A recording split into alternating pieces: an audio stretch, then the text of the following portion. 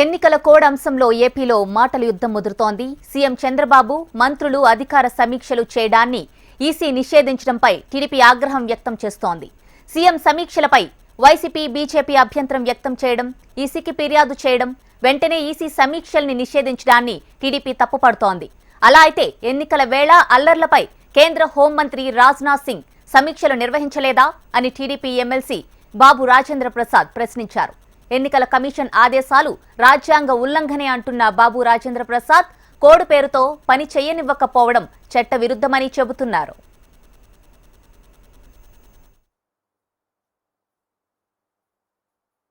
ప్రధానమంత్రి గారు అలాగే హోమ్ మినిస్టర్ పనిచేస్తున్నారు కదా. నిన్న కూడా హోమ్ మినిస్టర్ రాజ్నాథ్ సింగ్ గారు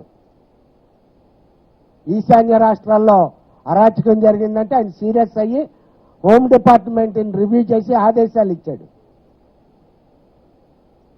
కేంద్ర ప్రభుత్వంలో హోమ్ డిపార్ట్మెంట్ హోమ్ మినిస్టర్ ఆదేశాలు జారీ చేసినప్పుడు మా హోమ్ మినిస్టర్ ఎందుకు ఆదేశాలు జారీ చేయకూడదు, ఎందుకు రివ్యూ చేయకూడదు, మా ముఖ్యమంత్రి గారు ఎందుకు పని చేయకూడదని మేము ప్రశ్నిస్తాం. రాష్ట్ర ప్రభుత్వాన్ని ఎలక్షన్ కోడ్ పేరుతో పని చేయకుండా ఆపివేస్తే ఇది రాజ్యాంగ ఉల్లంఘనే.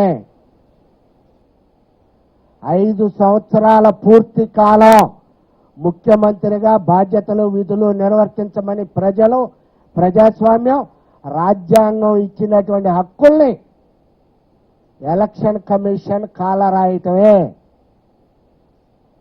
కనుక దీనిపైన మేధావులు, రాజ్యాంగ నిపుణులు, ఎలక్షన్ కమిషన్ ఆలోచించి అవసరం అయితే ఎలక్షన్ కోడ్ని సవరించి ఈ రాష్ట్రంలో రాష్ట్ర ప్రజల సంక్షేమం, భద్రత దృష్ట్యా, రాష్ట్ర అభివృద్ధి దృష్ట్యా మా ముఖ్యమంత్రిని అలాగే మా మంత్రుల్ని పనిచేయాలని వాళ్ళని పూర్తి స్థాయిలో ఇప్పుడు వాళ్ళు పనిచేసిన ఓటర్ల మీద ఎటువంటి ప్రభావం ఉండదు. ఓటర్లు ఏం ఓట్లు వేయరు కదా. మళ్ళీ ఆల్రెడీ అవన్నీ వెళ్ళి ఈవీఎంల్లో ఓట్లు వేసి భద్రంగా ఉన్నాయి. ఇవాళ ముఖ్యమంత్రి గారు 100 కోట్లు రిలీజ్ చేసినా, ఒక ఆదేశం జారీ చేసినా, ఓ రివ్యూ చేస్తే అది ఈవీఎంల్లోకి వెళ్ళి ఆ 100 కోట్లు ఏమైనా ఓట్లు మార్చుతాయా? ఈవీఎంలని ఈ నిర్ణయాలు ఏమైనా ప్రభావితం చేస్తాయా? కనుక ఇమ్మీడియట్గా ఈ విషయం పైన పునఃపరిశీలించాలని చెప్పి ఈసీని మేము డిమాండ్ చేస్తున్నాం. Thank you. సీఎం చంద్రబాబు వివిధ శాఖలతో నిర్వహిస్తున్న సమీక్షా సమావేశాలపై ప్రతిపక్ష వైసీపీ తీవ్ర అభ్యంతరాలు వ్యక్తం చేసింది. ఎన్నికల కోడ్ అమల్లో ఉండగా సమీక్షలు ఎలా నిర్వహిస్తారంటూ ఈసీకి ఫిర్యాదుల మీద ఫిర్యాదులు చేసింది.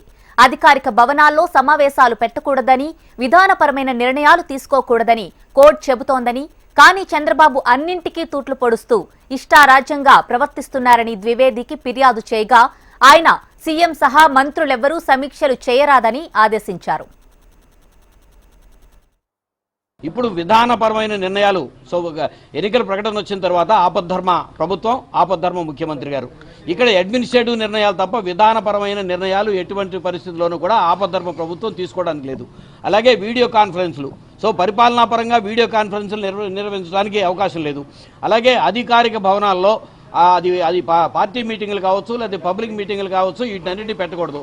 కానీ నేను 40 సంవత్సరాల ఇండస్ట్రీ అని చెప్పే చంద్రబాబు నాయుడు గారు ఆయనకి కనీస ఎన్నికల నిబంధనలు తెలియనట్టుగా ఏమాత్రం కూడా అసలు ఎన్నికల సంఘం ఉంది, ఎన్నికల సంఘం నిబంధనలను కంట్రోల్ చేస్తుంది అనేది కూడా లేకుండా ఆల్రెడీ నిన్న వీడియో కాన్ఫరెన్స్లు, ఆల్రెడీ నిర్ణయాలు ప్రకటించడం.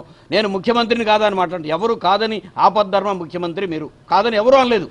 ఆపద్ధర్మ ముఖ్యమంత్రిగా ఏ కార్యక్రమాలు చేయాలో ఆ కార్యక్రమాల వరకే, అడ్మినిస్ట్రేటివ్ శాంక్షన్ కోసం ఏదైనా జీతాలో బచ్చాలో ఉంటే దానికోసం తప్ప వందల కోట్లు బిల్లులు చెల్లించడానికి కాదు ఇప్పుడు. అలాగే వీడియో కాన్ఫరెన్స్లు చేసి రివ్యూలు చేయడానికి కాదు, అధికారిక భవనాల్లో మీటింగులు పెట్టడానికి కాదు. ముఖ్యమంత్రి గారు దయచేసి ఒక్కసారి, ఇప్పటికీ చరిత్ర అనేది మనం అబ్జర్వ్ చేస్తుంది, ప్రజలు అబ్జర్వ్ చేస్తున్నారు, మనం ఏం చేస్తున్నామో. ఇంత ఉల్లంఘన, పెద్ద ఎత్తున ఉల్లంఘన పాల్పడటం అనేది చాలా బాధాకరమైన అంశం. అటు బీజేపీ ఎంపీ జీవీఎల్ నరసింహారావు కూడా ఎన్నికల ఫలితాలు వెలువడే వరకు కోడ్ అమల్లో ఉంటుందని, ఈ సమయంలో ఈసీ నిర్ణయాలను ప్రతి ఒక్కరూ పాటించాల్సిందేనని అన్నారు. చంద్రబాబు సమీక్షలు కోడ్ ఉల్లంఘనే అని వాదిస్తున్నారు. ఈసీ నిర్ణయాలు ఎవరికైనా వర్తిస్తాయన్నారు. ఎన్నికల కమిషన్ అన్నది అన్ని పార్టీలకి అతీతంగా పనిచేసేటువంటి వ్యవస్థ. ఆ వ్యవస్థ ఏర్పాటు చేసినటువంటి విధానాన్ని, ఎన్నికల సమయంలో అనుసరించవలసినటువంటి పాలించాల్సినటువంటి రూల్స్ని అందరూ బేషరతుగా పాటిస్తేనే మన ప్రజాస్వామ్య వ్యవస్థ నిలబడుతుంది. సో కాబట్టి మనం చూస్తున్నాం, ఎన్నికైన పోలింగ్ ప్రక్రియ 2 తెలుగు రాష్ట్రాల్లో పూర్తయింది. కానీ ఆంధ్రప్రదేశ్లో మాత్రం ముఖ్యమంత్రి చంద్రబాబు నాయుడు గారి హడావిడి అయితే తగ్గలేదు. రాజకీయ విమర్శలు చేయటం, అందున ఎలక్షన్ కమిషన్ పైనే తీవ్రమైనటువంటి పూర్తిగా అభ్యంతరకరమైనటువంటి వ్యాఖ్యలు చేయటం, ఇటువంటిది అండ్ పరిపాలనా పరంగా కూడా రూల్స్కి ఉల్లంఘనగా పనిచేయాలని ప్రయత్నించటం, ఇది పూర్తిగా ప్రజాస్వామ్యాన్ని అపహాస్యం చేసినట్లే. ఇదే విషయానికి సంబంధించి మరింత సమాచారం మనకు అందించడానికి మా ఏపీ బ్యూరో చీఫ్ ఈశ్వర్ సిద్ధంగా ఉన్నారు. ఈశ్వర్, చెప్పండి, ఎన్నికల కోడ్ అమల్లో ఉన్నప్పుడు సమీక్షలు నిర్వహించకూడదు అని ఈసీ పెట్టిన నియమ నిబంధనలకు టీడీపీ తీవ్రంగా తప్పుపడుతున్నట్లు తెలుస్తోంది. అలాగే దీనిపై పలువురు టీడీపీ నేతలు కూడా స్పందించారు.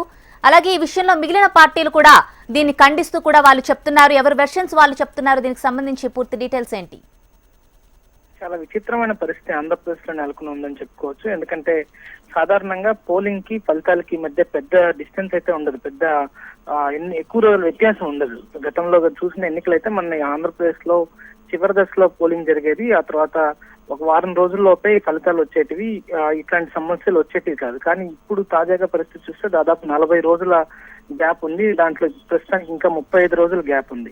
ఈ నేపథ్యంలో ఎగ్జిక్యూటివ్ పవర్స్ పైన సూపర్విజన్ ఎవరిది అన్న విషయం మీద పెద్ద చర్చనైతే జరుగుతుంది. టీడీపీ అయితే ఖచ్చితంగా మాది ప్రజలు ఎన్నుకున్న ప్రభుత్వం కాబట్టి కొత్త ప్రభుత్వం ఏర్పాటు అయ్యే వరకు ఆ సంపూర్ణ అధికారాలు మాకే ఉంటాయని చెప్తుంది. అయితే ఒకసారి కోడ్ ఆఫ్ కాండక్ట్ అమల్లోకి వచ్చిన తర్వాత ఆ ఎన్నికల మొత్తం జనరల్ ఎలక్షన్స్ కాబట్టి దేశం మొత్తం ఎన్నికలు జరుగుతున్న నేపథ్యంలో మే 27 వరకు ఈ MCC model code of conduct అమల్లో ఉంటుంది కాబట్టి అప్పటి వరకు ముఖ్యమంత్రి విధానపరమైన నిర్ణయాలు తీసుకోకూడదు, సమీక్షలు చేయకూడదు లాంటి కోడ్ ఆఫ్ కండక్ట్ లో నిబంధనలు ఉన్నాయి. సో వాటిని ఖచ్చితంగా పాటించాల్సిందే అని ఈసీ చెప్తోంది. ప్రతిపక్షాలు కూడా అవే చెప్తున్నాయి. కానీ ముఖ్యమంత్రి వర్షన్ అయితే ఆయనకి సమాధానం చెప్పేందుకు ఈసీ ఇంకా సిద్ధం కాలేదు, సిద్ధం అవుతున్న పరిస్థితి. ముఖ్యమంత్రి అయితే ఇప్పుడు తీవ్రమైన సమస్యలు ఉన్నాయి, ప్రజలకు సంబంధించిన వాటర్, డ్రింకింగ్ వాటర్ కావచ్చు, సమ్మర్ లో వచ్చే సమస్యలు కావచ్చు, లేకపోతే మిగతా అభివృద్ధి పనులు చాలా ఆగిపోయినాయి కాబట్టి దాదాపు 3 నెలల సమయం ఎక్సర్సైజ్ ఎలక్షన్స్ ఉన్నాయి కాబట్టి అంత సుదీర్ఘకాలం అడ్మినిస్ట్రేషన్ లేకపోతే ఇబ్బంది కలుగుతుంది. కాబట్టి మేము ఖచ్చితంగా ఈ పవర్స్ ని ఎక్సర్సైజ్ చేస్తామని చెప్తుంది. చూడాలి, ఇప్పుడు ఈసీనే తుది నిర్ణయం తీసుకోవాలి. ఈసీ ఈ సంబంధిత వ్యవహారంపై నిశ్చితంగా పరిశీలిస్తోంది. 1-2 రోజుల్లో దీనికి సంబంధించి స్పష్టమైన నిర్ణయం వెలువడే అవకాశం అయితే కనిపిస్తోంది. Okay Eshwar, thank you.